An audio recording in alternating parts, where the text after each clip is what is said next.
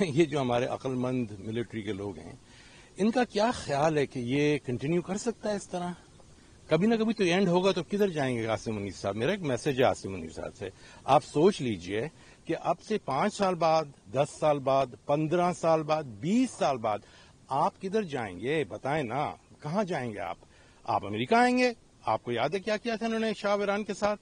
بھول گئے آپ لوگ جنگیں تو کرنے کے لیے تیار ہیں، مگر مجھے یہ بتائیے کہ یہ ہر جنگ جو آپ نے کی اپنے لوگوں کے ساتھ کی، آپ لوگ بلتستان میں آپ جنگ کر رہے ہیں، بلوچستان میں آپ جنگ کر رہے ہیں، کے پی میں آپ لوگ جنگ کر رہے ہیں، پنجاب میں صرف ایک صوبہ جس کے لیے آپ سب جگہ جنگ کر رہے ہیں، ہندوستان سے آپ لوگ جنگ کر رہے ہیں۔ اب یہ بتائیے، آپ ادھر ہمارے پاس 25 کروڑ عوام کے پاس کھانے کو پیسہ نہیں ہے اور ان کو J-10C خریدنے ہیں۔ ان J-10C سے ہم کیا کریں گے؟ ہندوستان پہ میں بہت سارے ہندوستانیوں کے ساتھ کام کر چکا ہوں، مجھے تو کوئی پرابلم نہیں ہوئی ان کے ساتھ، میرے ساتھ ابھی بھی ہندوستانی کام کرتے ہیں، مجھے تو کوئی پرابلم نہیں ہے ان کے ساتھ۔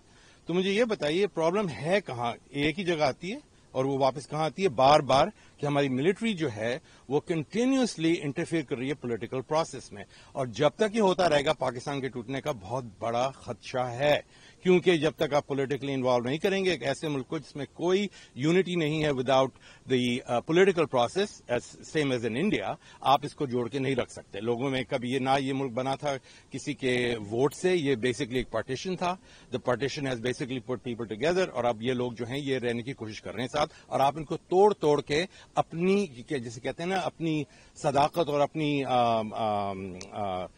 حکمرانی کو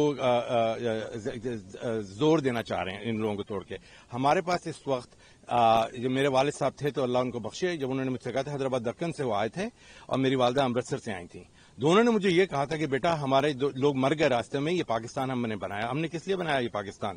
میرے والد صاحب جو بیچارے کہتے تھے کہ نہیں یہ جو ہے نا پولیٹیکلی جو ہیں یہ لیڈر جو ہیں یہ بہت خراب ہیں، انہوں نے بہت تو ملٹری ہمیشہ آنے کی ضرورت نہیں، کہ شور مچا کے آتے ہیں۔ میرا بڑا بھائی جو PhD ہے MIT سے، اس نے ایک دن کہا کہ بات سنیے، یہ جو ہے یہ پرابلم جو ہے یہ ملٹری کا ہے، یہ ملٹری سالو نہیں کر رہی ہے، اس کو ایکسپینڈ کر رہی ہے ایکچولی میں۔ تو مجھے اس دن بہت غصہ چڑھا، یہ کوئی آج سے 10 سال پہلے کی بات ہے۔ اب ہمیں فل سرکل سمجھ آ گئی ہے کہ یہ ملٹری ہی پرابلم ہے۔